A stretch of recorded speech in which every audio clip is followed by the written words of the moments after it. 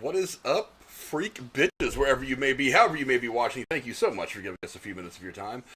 We are here to talk Loki Episode 2, and who else would I do that with the exception of my awesome co-host, Mr. Jeremy Wolner, my hetero life mate, my good friend, and expert in all things very cool, just like myself. How you doing, buddy? Keeping myself awake because today was a very long day. But I did switch up to the green because I realized, wait a minute, if we're doing Loki, I at least got to do the green lighting. It works. He has to match. He has to match everything. He's coordinated. Yeah, I had to. His something fandom has is to make sense. Yeah, he's got to coordinate his fandom. Yeah. That's all right, though. We like that. True. But, no Cora tonight. She unfortunately had some other things going on, but she is going to be with us again for the next video, and we look forward to having her back. But hopefully, I think she's going to be watching, probably. But she had kind of a long day on her own. Thanks to everybody in the chat right now who's already here with us. Really mysterious. What's going on, my man? There's Jeremy, who's on the call with us. TSS2, what's going on? And a bunch of other really awesome people. Let me get out of studio mode, and for some reason, we're doing a thing where I lose Jeremy's camera again, so we'll get back to studio mode.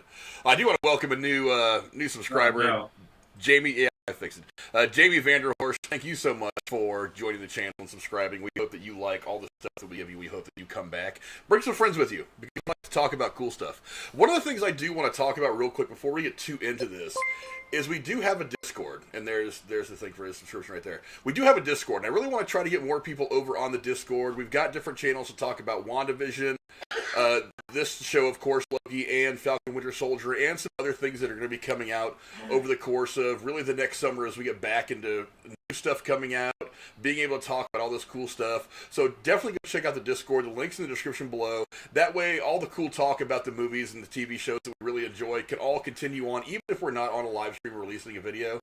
I am usually paying attention to the Discord. I know a couple of people kind of matriculated to that and are starting to talk about movies.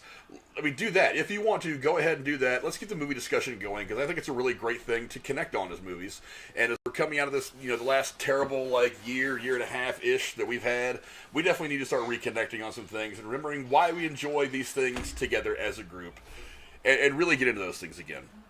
But now, let's talk about Loki Episode 2. Got off to a pretty funny start. The whole first few minutes surrounding the Renaissance Festival, I thought was really, really cool.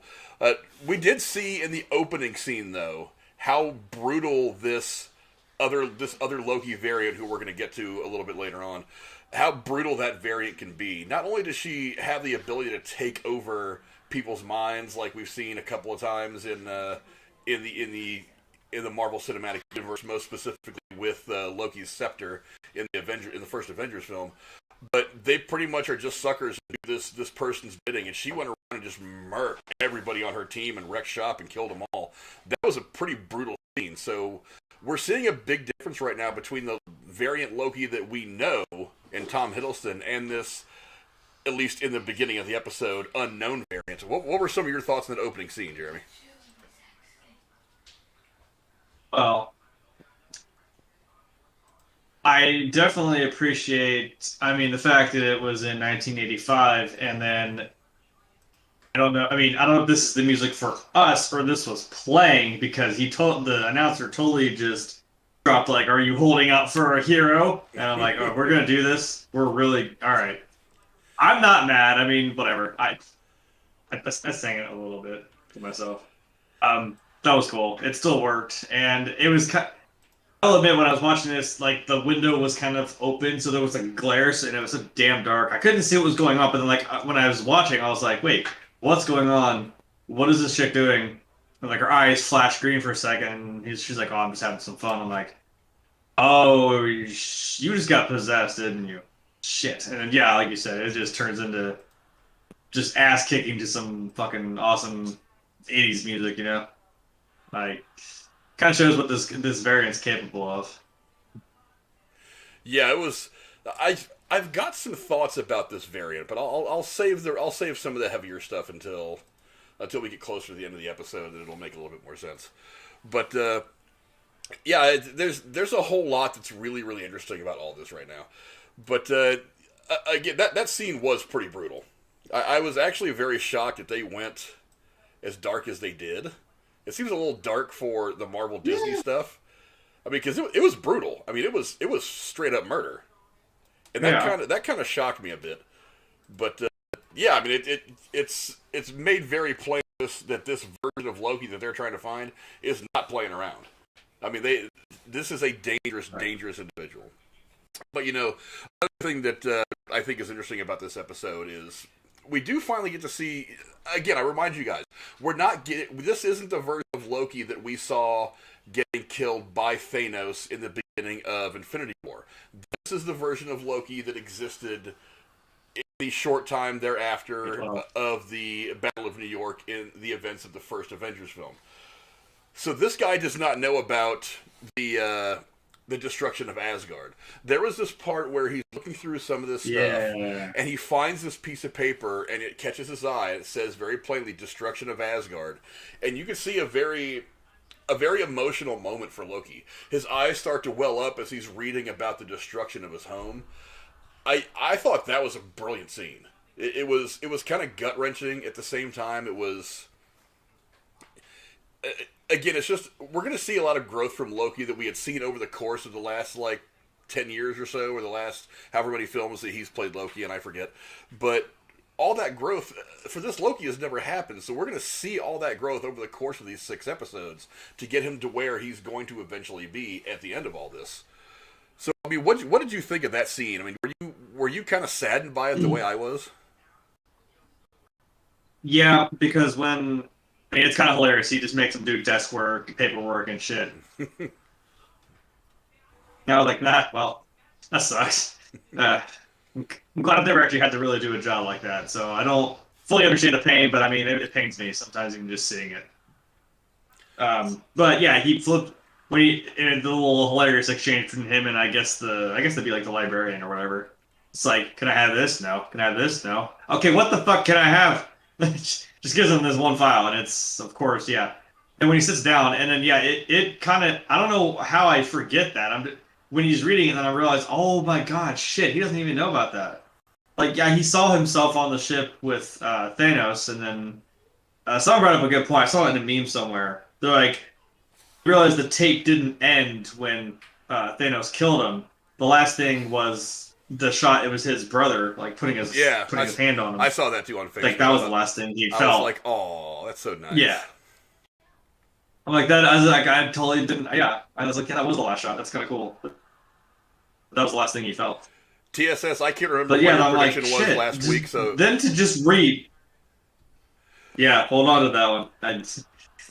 Well, TSS is saying his prediction from last week was right. I don't remember what prediction that is, so let me know in the chat what prediction that was, because you're probably talking about something I totally forgot from last week. But what were you saying? I think I know what he's talking about. I think I know what he's talking about. Yeah, no, it's like seeing him read it then, and I'm like, yeah, now you had to sit here and read a file on your entire home, realizing that, shit, this also happened, that they all died. I mean, I think even Mobius says, like, well, yes, most of them.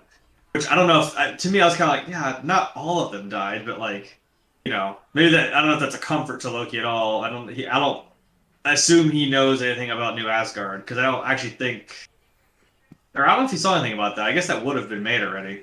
I don't know where this really, there's a lot of time jumping going around here, and I don't really know where we're at with this Loki at the moment, but yeah, that's another gut punch now he has to let sink in, and it sucks.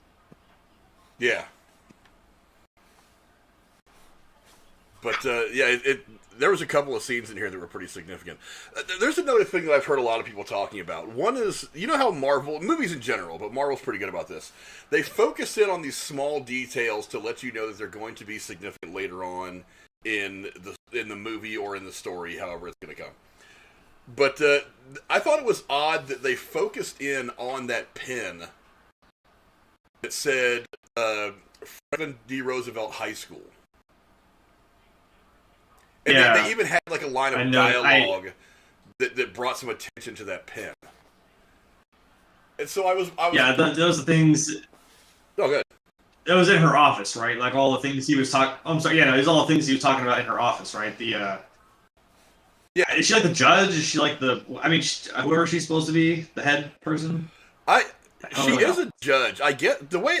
I don't think they've ever given her like an official title, but I mean, I think she's kind of a go-between between the Timekeepers and Mobius, or at least, but maybe even between the Timekeepers and all of the TVA. They haven't said that specifically, but that's the she might be like the. She might be the higher up. Maybe like he answers to her or something, and like because he said he came in there for approval for something, so it's like maybe she's kind of like his boss, and she did say that in the first episode that I'm like the middleman between. I almost said Time Lords again. The 3D space lizards as he called them later, and then the TVA. Yeah, there's a very whole good pain. Yeah, there was some things in that scene that I thought were kind of interesting. One of them was he doesn't seem to remember where some of those things come from. He said he doesn't remember getting the snow globe. Now, they do kind of explain it away a little bit. And she says, "You're not the only operative I have." So and I think that's probably pretty clear. I think you can just assume that. But another one of the things that kind of occurred to me is, what if Mobius himself is some kind of a variant? Or maybe he's not. Or maybe he's not the original one. Maybe not a variant. I mean, because obviously they're willing to at least try to use a variant to catch a variant, because as they're doing right now with Loki. How do we know that he wasn't somebody who was a variant at some point over the timeline who realized he did something dumb, and they brought him in to try to help catch another variant, and he just stayed on working as some kind of agent for the TVA? I could see that. Like maybe he was one himself too, and worked his way up through it, and. That does bring up a point that I remember him saying. It was in the preview before the episode. He said, like, well, how long have you been here? And he just kind of not really brushes it off by, like, saying, who really knows? Time moves differently here. And I'm like, well, yeah, if you're time jumping from here to here to here, I mean, shit, yeah, I'd probably lose track of time, too. Yeah. But maybe that, like you said, just that little line maybe makes me think, I don't know, maybe something... I'm fine if he is just what he is. I love his character to death. I love Owen Wilson. But if there is more to him, I wouldn't be mad. If there was some big, like, oh, holy shit, he was something too, you know. Yeah. That'd be kind of sweet. Yeah, Marvel loves to do this subtle stuff like that, and I really thought that was an interesting piece of dialogue when he was saying he didn't remember those things. And again, they kind of explained it away, but I was just like, there's something to chew on for on down the line. And the reason why I started chewing on it very, very quickly was because we only have 6 episodes, and they are wasting no time getting to this shit. As a matter of fact, one of the pictures that actually was just on the screen was one of the ones I didn't mean to put on there. I want to do that later on. We finally find out who we're actually dealing with as far as the variant is concerned. But moving on to that, there was also this really go ahead. Good. Well, there was also this really cool. You said there's in the diner when they were sitting in the cafeteria. And there was when there was that moment of communication between the two where they were kind of like they were actually connecting a little bit. Mm-hmm. You know what I'm saying? I wasn't getting like the diner scene from Heat. I wasn't getting those vibes or anything, but I do think it was think it was a really good scene because they are this was the first time they've ever sat and connected, and kind of the antithesis of that scene is when Owen Wilson's character Mobius kind of comes to he has this coming to Jesus moment where he realizes something, and that's the first time these two were actually connecting at a personal level, and then it led to some big discovery on what they on what they need to do to catch this variant. I thought that was a really killer scene as well. What do you think of that dialogue back and forth between the two of them? Yeah, like you said, Mobius rather seemed to.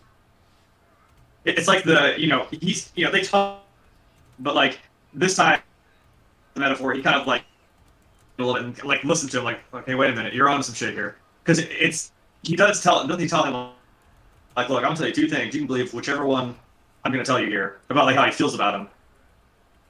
It's like I think he does genuinely believe in Loki to some degree that he can help them, and that maybe, like you said, there may be some more or Owen Wilson's character that he can help Loki out in return. But it's like now, he maybe he has like that a bit of reserved judgment too, maybe less than the rest of the TVA. But he seems to be like, okay, maybe we are onto something because, I think when they were in the tent, like I'm still at the Renaissance Festival, because Loki goes on that big speech and then he just goes like, "Yeah, you're lying to me." I'm like, he's not dumb, but for him to, like I said, just kind of lean in with his ear, kind of listening to it. Even if he was ruining his fucking snack, his salad, I mean, at least he got the point across. That was a pretty funny scene. I really enjoyed that whole thing. That poor guy. Yeah, TSS says the judge in the comics actually plays a big role to come, and that's all I will say. Oh yeah, well, in the comics she's. I'm sure. Oh, who is she in the comics? I forget. But yeah, I mean, it's obvious. It was obvious when you first see her, that conversation with Mobius, that she's significant. I mean, like I said, she is the bridge of information between the Timekeepers and the rest of the TVA, the way it's being played out. So yeah, I mean, that makes perfect sense. Yeah, I totally buy that she's going to be significant. What she's going to be, I have no idea. Because A, we're only 2 episodes into it, and B, it's moving very, very fast. I mean, the end of this episode is usually the kind of thing you would see in like episode 3 or 4, and here we are at the end of episode 2, and it's already kind of gone off on some weird. I mean, we've already got Loki being separated from the TVA. He's chasing after this other Loki, things like that. It's happening very, very fast. It makes me wonder exactly how crazy is this season going to get? Because I mean, we're not dealing with Falcon Winter Soldier here on Earth. We're dealing with all of time and all kinds of craziness that could potentially be screwed around with. So yeah, I mean, absolutely, this whole thing could go completely sideways. I have a question for you. Maybe it's just me.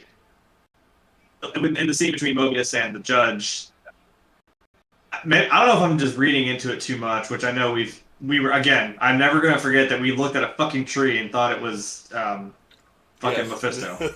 Yes. So, and this is my...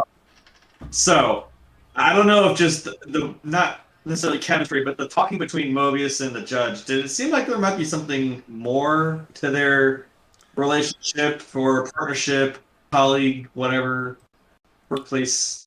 Didn't they mention somewhere in the first episode that they dated or something along the lines? Because I was catching that kind of vibe. Like, I don't know. I thought it did kind of in passing if they had mentioned that they had dated or something like that. I don't know. I'd have to go back to the first episode and watch. But yeah, I thought they were exes. My like that. my boss's boss doesn't just come in and offer me a fucking what he hoped with a double and fucking talking about some shit. So no doubt. But yeah, it's this.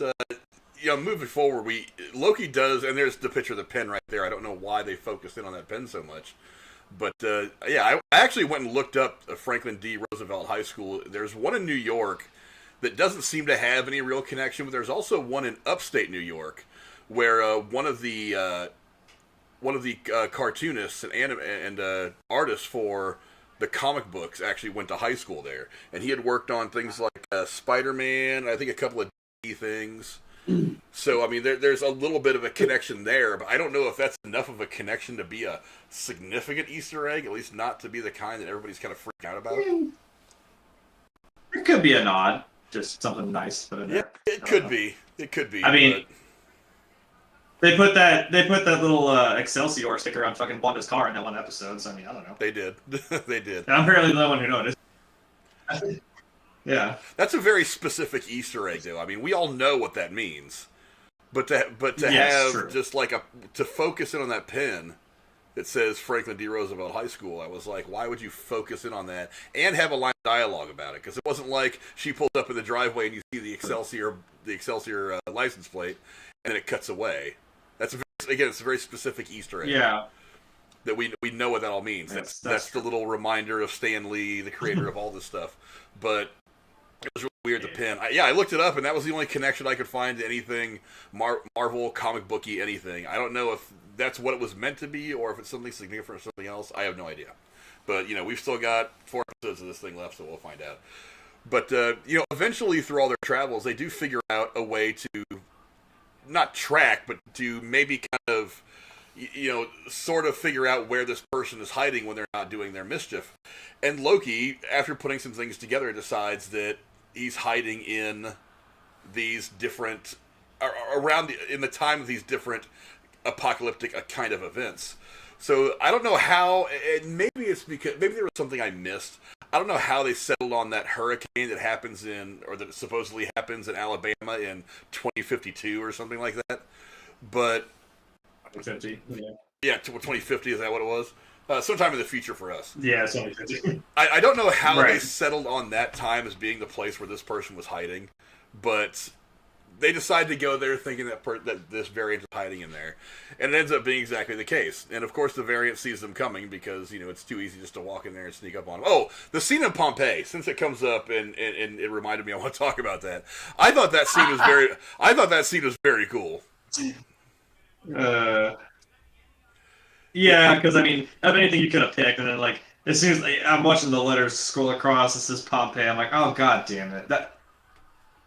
We're going there first. Shit. All right. Well, like things that when he said like, well, it has to be something natural that's gonna happen, and I'm like, well, the Titanic. But then again, people survived that, so I don't know. He wants something that no one survived. Well, the Titanic wasn't a natural disaster. He was talking specifically about natural disasters. And he even mentions them. He goes, tsunami, earthquake, supernova, whatever, something like that. The Titanic, while a disaster, was not a natural disaster. But, true. And they were also things that, generally speaking, everybody dies. So, I don't know if the Titanic would qualify with that. I mean, it very well could. We very well could see ourselves on the bridge of the Titanic at one point. Everyone died on the fucking Hindenburg. I don't know about that. Actually, not everyone died. Really? Not everyone died, no. That's not important, though. But, that scene I thought was awesome. And maybe that's kind of where they got some of the evidence of looking around. Because when Loki's looking at the Asgard thing, he's reading a paper about the destruction of Asgard, he notices that there is like a very small, it's like out to the 10th decimal point of variant activity as the destruction of Asgard is happening. And maybe that's kind of what he was thinking of. Was let's actually go to one of these points, and they end up in Pompeii, where we can kind of like get readings live on the ground as it's happening, and that's when they get that small little spike that the variant was there, and maybe that was what clued them off. I don't really know, but so maybe they just went through and found it, and that's how they found the Alabama thing. Yeah, I didn't figure out. Maybe it's because that's not why I'm not a police detective. I can't put shit together like that. But moving forward, they go to this place in Alabama where all these people are going to die because this place is about to get hit by a hurricane, and they stumble. Oh wait! My brain suddenly turned on. I don't know why now they specifically picked that. Right, the gum. The fucking gum that I was like, what the hell was that about? Didn't they say they only manufactured that gum between this year and this year? Yeah, so we gotta find something. Okay. We gotta find something that happened in that time span that would be good enough. And they're both flipping through files and Loki's like, oh, got it. It's this. Okay, now it makes sense. I was sitting there thinking like, how did they? It's like, how did they do that? And when he said no clue, I was like, wait, was it an explosion? Was that it? I was even with them. I'm like, was it an explosion of some sort? Is that a joke? And I'm like, oh no, it's a hurricane. I'm like, oh, well, all right, okay, whatever. You guys do you. I don't work for the TVA, and I'm not a god of mischief, so. Yeah, this is why I'm not a detective. I couldn't put that together just watching it. I actually watched it again today, and I couldn't put it together. But yeah, so they end up at this place called Roxcart, which is apparently a futuristic version of Walmart. And while they're there, of course, they run a new variant. And I'll go ahead and put up this other slideshow so that you guys can see that we finally figure out who this is. After a lengthy conversation, a bunch of monologuing and stuff like that, she finally reveals herself to be this female version of Loki. Now, a lot of people have been thinking this was going to be Lady Loki, especially because they knew that this girl was cast as the villain. I do believe, though, that she on Twitter at some point in the last week said that she, in fact, is not Lady Loki. Now, that picture right there on the screen makes me think that she's full of shit because she's got the horns. But she could also be. I am not as versed on the comic books as some other people are that I know. So I could be wrong. Some people have said that she's the Enchantress or something like that. I forget exactly what they called her. I personally don't care. I think it's awesome. I think she matches up with Loki very well. Yeah, it works. I think she matches up with Loki very, very well. It works. What did you think of the reveal of this Lady Loki character? Well, I guess it's time to call attention to my sign. I mean, I miss Randy too. That was funny. Justice for Randy. The big. All right, put the hashtag on Twitter. You guys know what to do. Hashtag Justice for Randy. And the big guy comes around the corner. He's like, I miss Randy. Like, yeah, yeah. Look at his ass kicked by like 3 different people in the store. Yeah. She took the hood off, and like I said, the first thing I noticed were those 2 little horns on her forehead. I thought, okay, is it? Well, Is one it of like, the things okay. one of the things I noticed is that the horn on the right side, as you're looking at her, and maybe you guys can see it right there in the picture since it came up, is broken. It's broken off. I didn't even notice that shit. I was more enthralled by the fact that like she just took her hood off, like fucking Darth Maul, and just like stared at him back, like staring right eye to eye with him, like, yeah, bitch, what? I'm like, yeah, I was more just in shock, like, oh shit, I wasn't even. I noticed them, but I didn't notice that specifically. I didn't notice it the first couple of times I watched it either. When I was watching it just today to get all these screen grabs, that's when I first saw it, and I was like, I don't know if that's significant, but I've never seen Loki wear one of those, like whenever he's wearing his horns, I've never seen one of his horns broken. So I don't really know what that means, and you can kind of see it in the picture where she's got the the red all around her. Maybe it's a little more prominent. You see the one on the left coming up, and the one on the right is broken off. But I don't know how significant that is. I'm not 100% sure. Is that like a fallen angel kind of joke? Like maybe she was some sort of god, and then Maybe something happens. I don't know. I mean, Thor lost his fucking eye. Maybe. I don't know. But yeah, this battle between. Well, the battle wasn't really between the 2 of them. The battle was between all these other people that she was taking over and mind screwing. But one of the questions that has come up is like, do people get superpowers whenever she takes them over? I assume so. I mean, you can't just kick somebody and have them fly 20 feet. So unless you have really, really strong legs, in which case you'd probably kick somebody in half. I mean, so I assume she has some kind of super strength as well, and kind of transfer to them. But the other thing needs to be talked about. Whoever she had. No, go ahead. Whoever she had taken over, like they seemed to. I mean, I don't know if Loki's holding back, but they kind of went toe to toe pretty well. So I don't know. Maybe. Well, I wonder if Loki's not going through a little bit of a personal mental crisis right now. Not necessarily a psychotic break or anything serious, but if he's doubting his own abilities, because ever since this series starts and he gets taken to the TVA. He's basically been completely neutered. I mean, Loki has been nerfed by the MCU, to use the video game term. It's like he finds out that when you go to this area of the TVA, the Infinity Stones, which have been the backbone of the MCU storytelling for 22 films now, are worthless. They're paperweights. Loki rolls up in there, and he still has his abilities, but they're just not concerned with him or what he can do. I mean, everything that he can do is just not significant to these people. There's nothing he can really do to easily turn the tables on them like he would be one of us if we were to come across him in the street. So I think he is kind of dealing with this small mental crisis of not knowing how to feel by not being the most dominant person in a room at any given time. I mean, because I think he's seeing it different. Maybe he's running it through his head differently than he would have if he hadn't known about this, that this was a thing. Yeah. And now he kind of knows what they're capable of. He's kind of like, okay, I have to play this from a different angle. I got to play this smart. I mean, if it's okay to mention now, because he said, hey, I stalled for you in the damn tent. Like, the fuck, I was waiting for you, and I was going to take these people over, and I could use somebody to help me. So, he's trying to work it from a different angle, because he's got to be careful. They still, they have the collar around his fucking neck. Yeah, and another thing that was really interesting is the TVA agent that gets kidnapped in the beginning of the episode. I don't know if you caught it or not, but when they find her at this store later in the episode, she says several times, what did she say? I think she says, it's real, or something is real. At first, when I saw it, I thought maybe she was telling herself that she was in real life, and because she gets taken over early on in the show. She gets this little mind messing up thing early in the show, so maybe that just kind of was a residual effect of that. But as I was watching her this time around, I was wondering, did she see something else? Maybe something coming?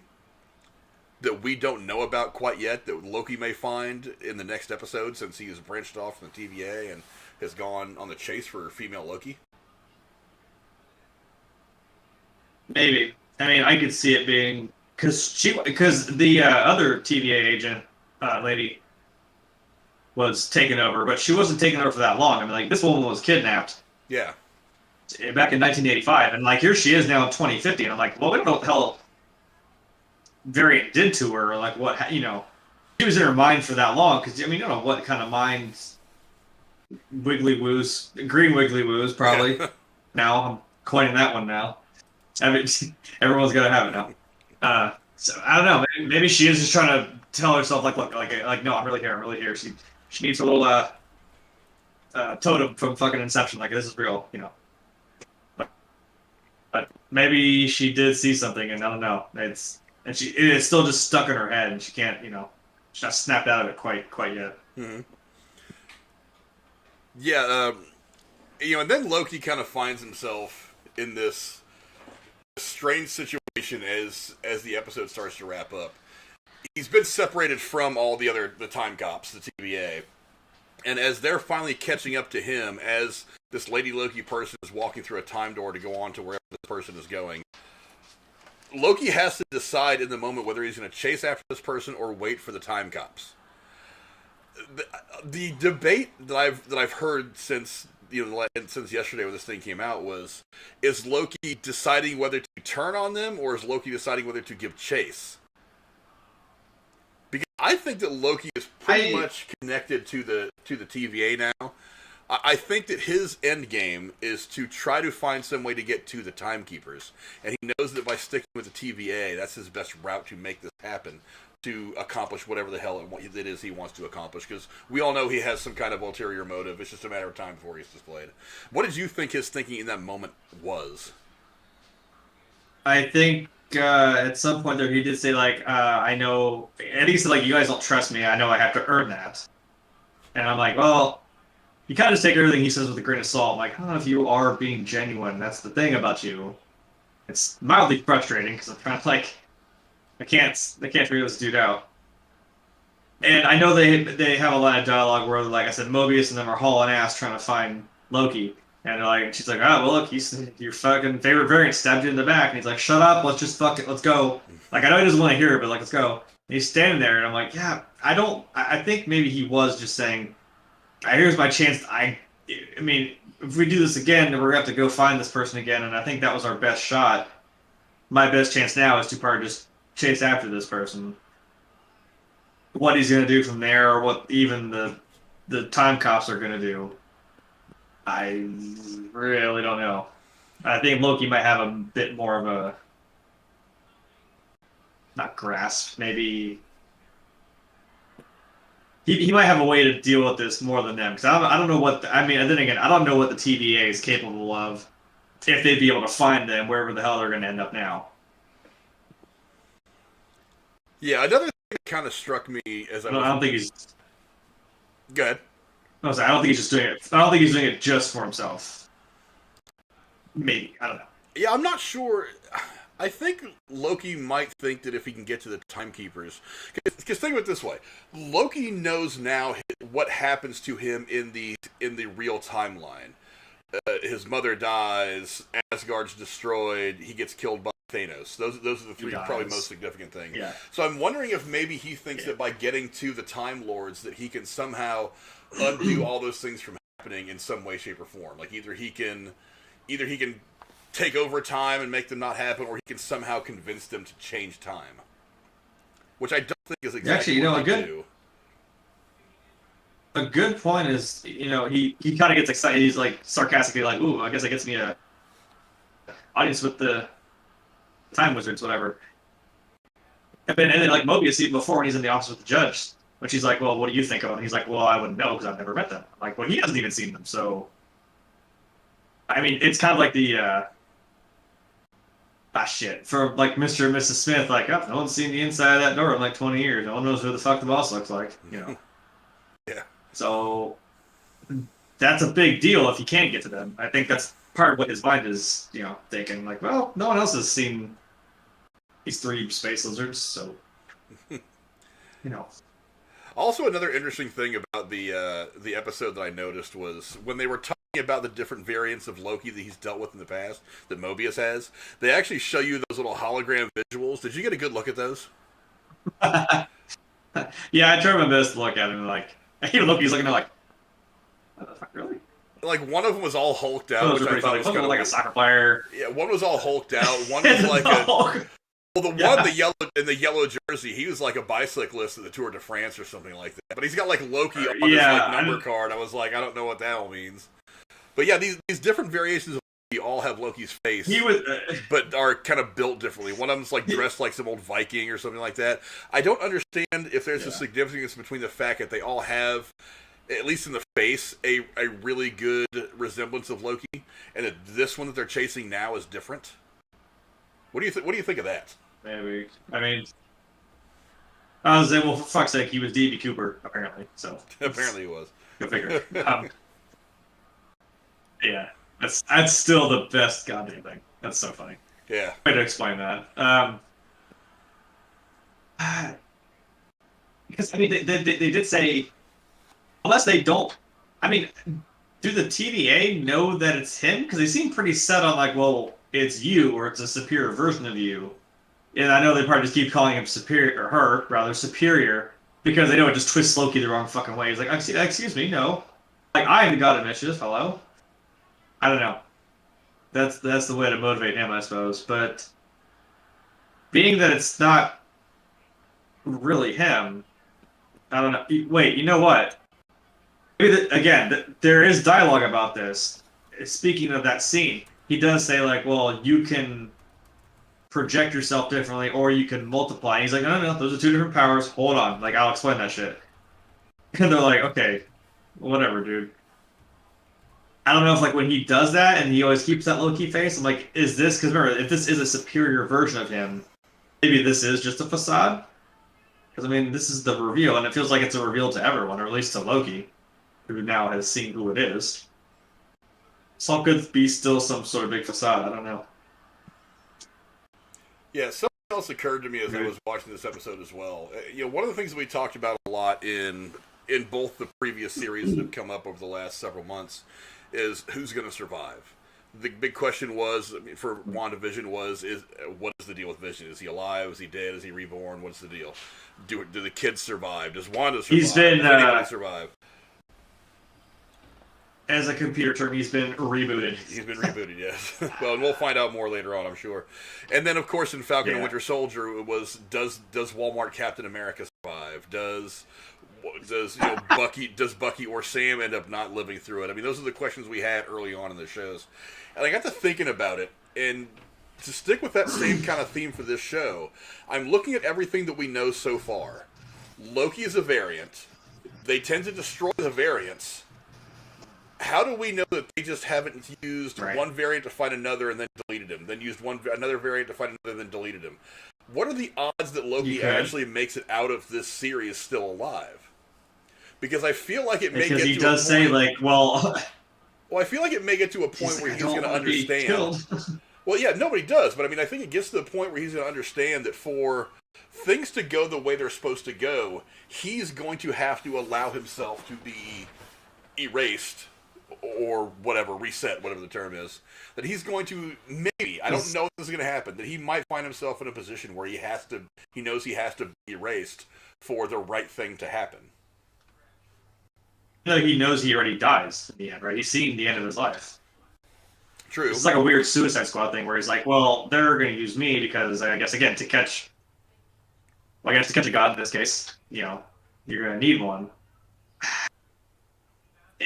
That may be in the back of his mind that, like, well, I want this to happen, but he himself is kind of like a neutral. He's been removed from it because, like he said, I can't go back. I'm working outside the bounds of what I'm supposed to be doing here to make this right, whatever's going on. One thing, I don't know why, again, this is Marvel, I don't know why, one thing I've been thinking about, I'm glad you mentioned WandaVision, because at the end, when she was doing her little thing, reading the book and shit, and she hears her kids, like, screaming for help, I'm like, wait, is this something to do with that? Is this variant fucking? Because remember that timeline, if we're gonna mention it now, just fucking spider webbed out.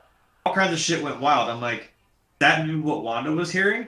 Is she hearing some weird thing now where now her kids are in danger and now she's gonna with her red wibbly woos? I don't know. It's all connected. I don't know.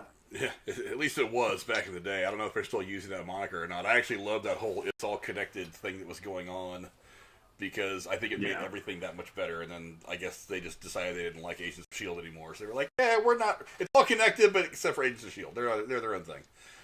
But I mean, yeah, but again, and we see in this end of this episode, it's already feels like we're getting to the climax of the whole story. It's like the entire timeline has been bombed by whatever Lady Loki did to wherever she sent all these reset grenades.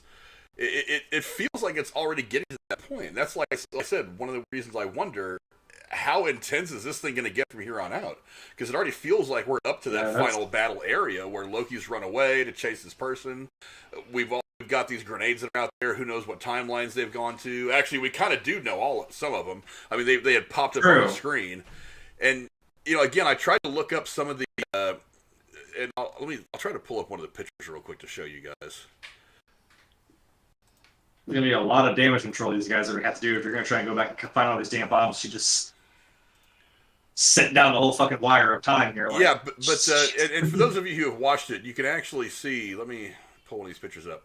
As on the TV screen, it's like all blowing up, and you can see the timeline starting to spider out again. And what they were talking about was a very bad thing in the first episode. Let me find one of the pictures real quick. I have to scroll through a bunch of stuff. Here's one. I lost it. There it is. Let's pull this picture up real quick. And I'll go full screen with it. I'll try to get a little bigger so that we can see. There we go. That's not terrible. So we can see on there a couple of interesting things. One of them is you can see the event, which the event is just a number in a file somewhere. We don't know what the event was. I tried to look up a couple of the dates. Like I looked up actually the one you can see, the 9/21/47 in New York. I couldn't find anything that happened on that date in New York that was significant, at least not in a quick search. But if you also look, you also see the locations. And it says, Finland, New York, USA, but it also says places that we're familiar with in the MCU. You've got Ego, you've got Titan. There was another one that said Vormir, and another one that said Hela. Or not Hela. What am I thinking of? Let me find the other picture. Yeah, so I'm curious. I mean, the way that Marvel puts these little small details in there, I'm kind of curious as to which one do I have. Yeah, it's 5 in the morning in New York City. 1947. That's yeah, and no, that's before. Hala is the other one. So yeah, I mean, I've looked up a couple of these dates, and at least for the ones that are here on Earth, and I couldn't find any significant event. I think I looked up the one in Tokyo too, on March the 1st of 1984, and I couldn't find anything significant.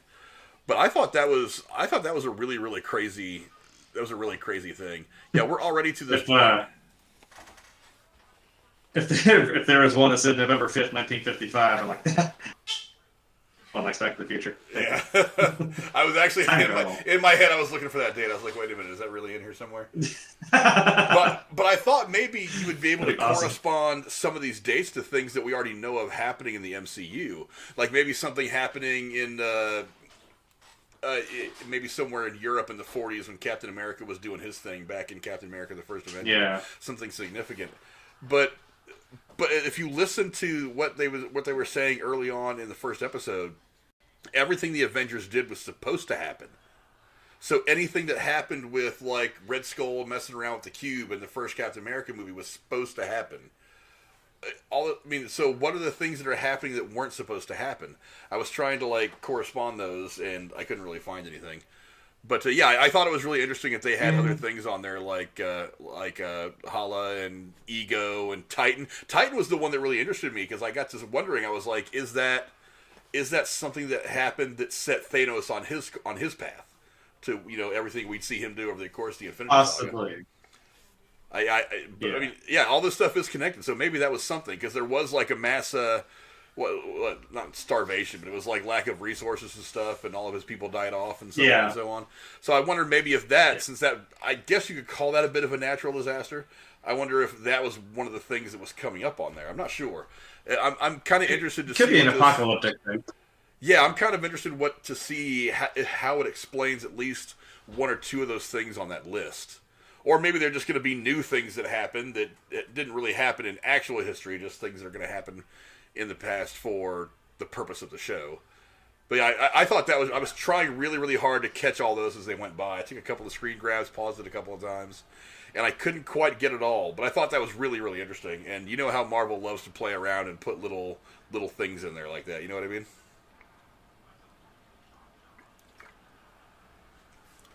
All for nothing. Yeah, all for nothing. But what are your some of your expectations that we could see in episode 3 coming up? Well, something I think I was going to mention earlier when you said like, oh, we only have this many episodes. I think like in this one they were just straight up like, oh, we're going to catch this time time variant. And I'm like, no, you ain't, bro. You got like 4 more episodes. You can calm down a little bit. You're not catching like audibly said, you're not catching it for at least another 3 episodes.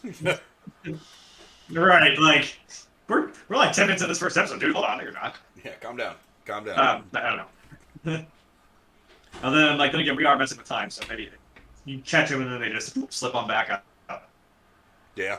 I mean, I expect them to be probably at least somewhat on the heat variant now. Now that we know. Kind of know who it is now, and then it's gonna be those time cops trying to figure out, I guess, how to damage.